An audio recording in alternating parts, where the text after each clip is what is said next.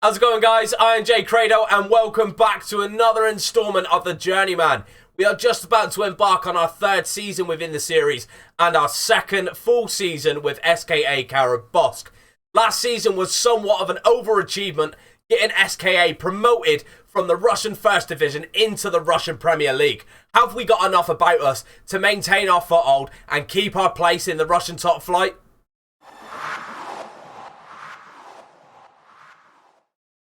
How's it going, guys, and welcome back to the Journeyman. If you've liked what you've seen so far from this series, then you know what to do.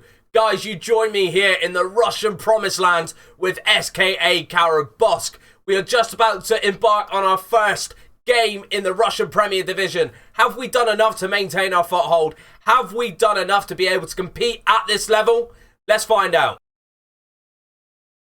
Now, one thing we needed to do was improve the depth in the playing squad and the overall quality of the side. So that means transfers, guys. We've had to move a few players on, any perceived deadwood, and we've had to bring in their replacements. And not just those replacements, but that of quality in depth also. So let me take a look at some of the key players we have moved on and some of the players we have bought in.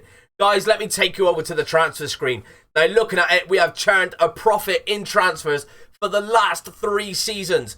We met one of the projected visions, which was provide financial structure and stability to the club. We did that within 2 years of being at the club, and we managed to do it 2 years earlier than scheduled as well, guys. So that is a very, very good thing. But what we have gone and done, we have moved on some key players. Some players that were very, very paramount and very crucial to us moving up the divisions as quickly as we did. But let me take a look at one of the guys. It is Ikrali Kivareskri. Now, we had to move him on, guys, because we needed space within the registration and we also couldn't have any room to be holding sentiment. So we've had to move Ikrali on, who was very, very versatile through the middle. He played a handful of games at centre-half as well as a handful of games at centre-defence midfield. But the thing is, guys, looking at how much he played last season, he played 31 games, averaging a 6.94. He just hasn't got the ability to be cutting it at this level anymore. So we've moved him on, guys, and we moved him on for a hefty fee of our standard as well. I think we ended up getting rid of him for 130k, which, again, is an absolute steal for us. Another guy that we had to move on was backup right back Ramon Manuloth. Now, Ramon Manuloth, he was a great servant to the club, but at the same time, he just wasn't going to be cutting it at this level. So looking at the history of it, looking at the transfer fee, we ended up moving him on for around about 38.5k overall, including additional fees. Again, we've moved on Dimitri Barkov. Now, Dimitri Barkov was our bit part striker. He didn't really play too many games for us last season, but the first season we were in charge, he ended up scoring 12 goals in 37 games. He was very crucial to the success that we had, but again, he isn't going to be cutting it at this level. Now, looking at someone I didn't want to sell. Someone I didn't want to sell was Maga Ben-Nabi Gadjit-Nodiev. Now, he was a youngster who came through our youth intake and a bid got accepted without our knowledge. And at the same time, guys, we kind of lost him. We kind of lost him to Batika. Now, Batika are in the Russian First Division. God knows why we lost him for only 3.5k as well. Something went terribly wrong. And again, I am not very happy. But looking at some of the players we've brought in, guys. Now, we have tried to strengthen in key areas to be able to compete with the teams in our division. So we have gone in and tapped up CSK Moscow and picked up any of their perceived deadwood players that I think can come into our side and strengthen. Looking at some of the players we've brought in, Vitaly Chironkin. Now, Vitaly Chironkin is a left winger. He can play as a winger, but I will be occupying him as an inverted winger here. He has got some brilliant technical attributes, some good mental attributes too, and his physicalities are not too bad. Now, looking at some of the other guys we brought in, Vladislav Kamilov is an experienced centre midfielder. He has some key technical attributes in that area. I think we're going to be playing him as a deep line playmaker.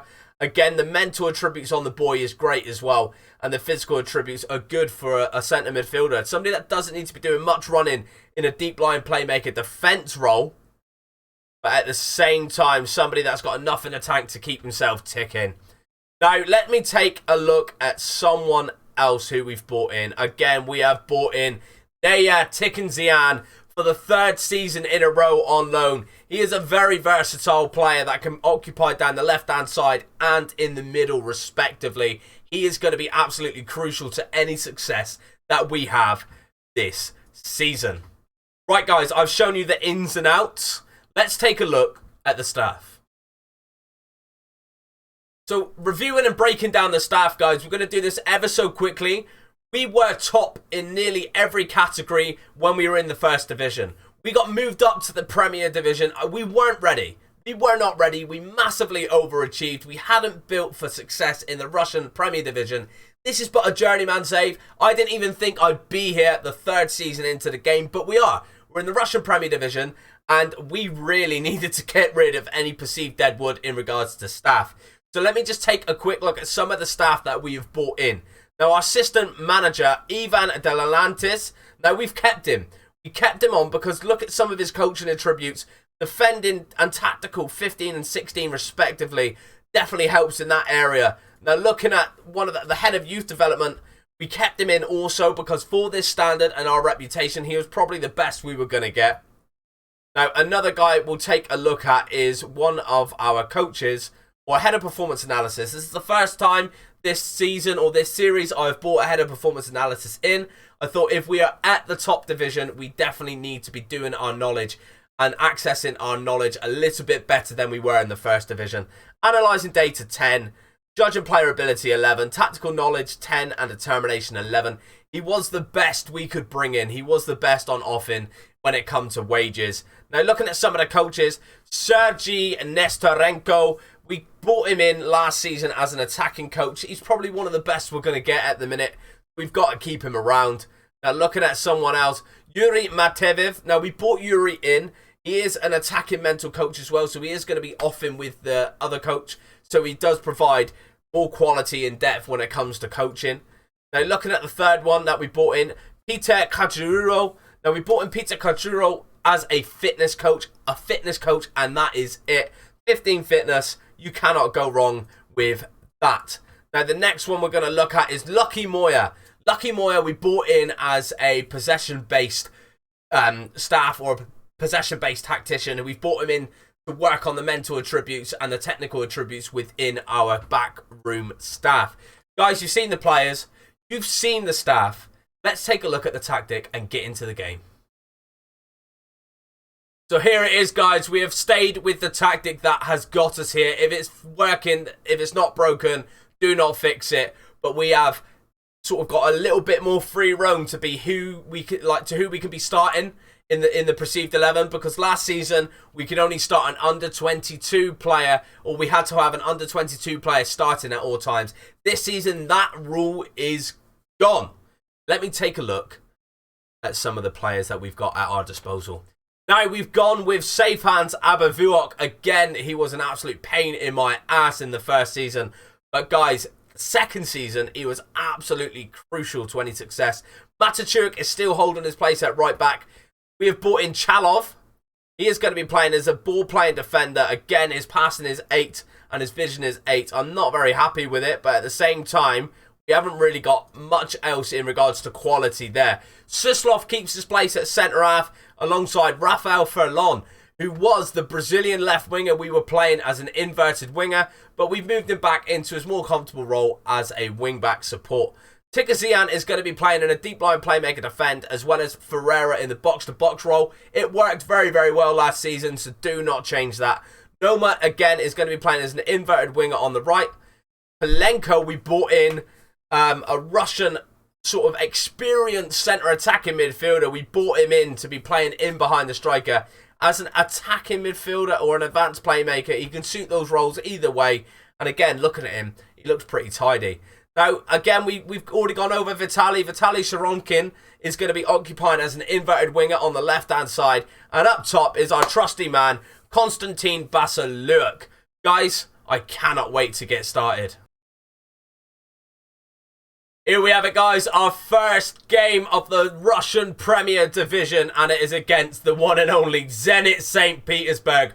What a way to be starting off our campaign. Can we match them? Can we go toe-to-toe? We are just about to find out. Let's get into kickoff. Let's go. Oh, guys, I tell you what, I'm so apprehensive about this. Seriously, we've tested ourselves against some teams in preseason friendlies, but we haven't tested ourselves against a team of this quality. Manuloth with the ball over the top to Manuloth, but again, the Zenit defender breaks up the play. They are on the break now. Malcolm, what a player he is as well. Oh, great last-ditch tackle in the box there by the centre half. Zenit have started well. They've come out of the traps really, really strong. We are trying to hold them off at the minute. Finally, we get one shot away, a pass completion of 85%, but possession is looking very bleak at 47%.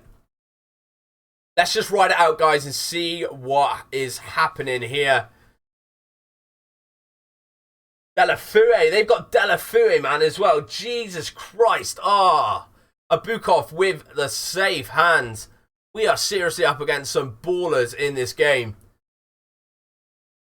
I think we need to stop with the oofing it over the top, you know. We need to be keeping the ball and playing on our own terms. Delafue through on goal, and the keeper manages to push it away for a Zenit St. Petersburg corner. The ball comes into the box, and Suslov deals with it only as far as Malcolm. Zronkin puts in the tackle. Malcolm runs through. Oh, they're going to be shooting on sight with the quality of players that they have. And the flappy goalkeeper that we have, they are definitely going to be shooting on sight. Looking at it, the defence is going pretty strong. The keeper's having a great game. But the midfield and the attack are looking very, very bleak. Let's get into the dressing room, guys. I'm not happy with your performance out there. Go out there and do something and make something happen. Matachuk with the throw into the box. Ferreira picks it up. Tikazian. Matachuk out wide. Ronkin picks it back up. Comes down this left-hand side. And gives it away to Malcolm. He runs freely with it through the middle of the park. Delafue down this left-hand side. He goes past one. Past three. He's got to be offside, surely. Got to be offside. They're going to VAR. They're checking the goal review. Decision, goal disallowed. Exactly. You didn't have to be Matt Murdoch to see that one. Rafael Furlan is playing on a 6.7 at the back, at left back, but he is very, very knackered. They come out with the ball again. Delafue comes out, plays it. 1-2, Deshabi. Onto the edge of the box to Basoma. And they're just knocking it about for fun here, spreading the play. Oh, keeper has kept us in it again. Think we might have to change things up in regards to personnel and see how they fare. I think a change is in the offing. Let's go into the substitutes. Rafael Furlan is going to have to come off. Tikazian's going to jump back and left back. And then we're going to bring on Kamilov in the deep line playmaker role. But looking at Noma. Oh my giddy aunt. Noma playing absolutely shocking. Playing shocking, mates. On that right hand side as an inverted winger. Definitely need to sort that out. Oh, almost lack of communication at the back. Suslov just puts it into row Z. Matashuk with the throw-in. Plays it short. Up to Manuloth. Ferreira. Gajamirdov down this right-hand side. Matashuk with the ball into the box. Oh, my God. Tonkin at the back stick. Gajamirdov wins the ball back well. Manuloth slides in. He's going for it. Sticking his body on the line. Tikazian playing on a 6.5 at left back. Definitely going to unturn us in a minute. Tikazian with a throw. Gives it away to the opposition. Is his mistake going to be our downfall? It definitely is. I said it, playing on a 6.5 at the back. And he gives away a loose throw in. Which Zenit then hit us on the counter-attack. This is absolutely shocking, mates. Let's get into it. Let's bring him off. Tikazian is coming off for Zabregov. And we go again, boys. 0-0. We go again. Maxim Palenko on that centre attacking midfield role is knackered as well. Knocks a ball on Gajamirdov. Can he play it through? No, he goes alone. The greedy bugger. I think one thing we're going to have to do is spice things up. Let's bring on Bachutin in the middle of the park. We cannot make any more substitutions. Everybody is cream crackered. And guys, we do not deserve to lose this. We held our own. until a very, very silly mistake from the fullback who was playing absolutely shocking as well. Ratings are very important in this game. Guys, there it is. Wow. We didn't deserve that. We definitely did not deserve that. Thank you very much for tuning in to another installment of The Journeyman. I have been Jay Credo. You have been awesome. Please don't forget to like, comment, and subscribe. Stay well, stay safe, stay you.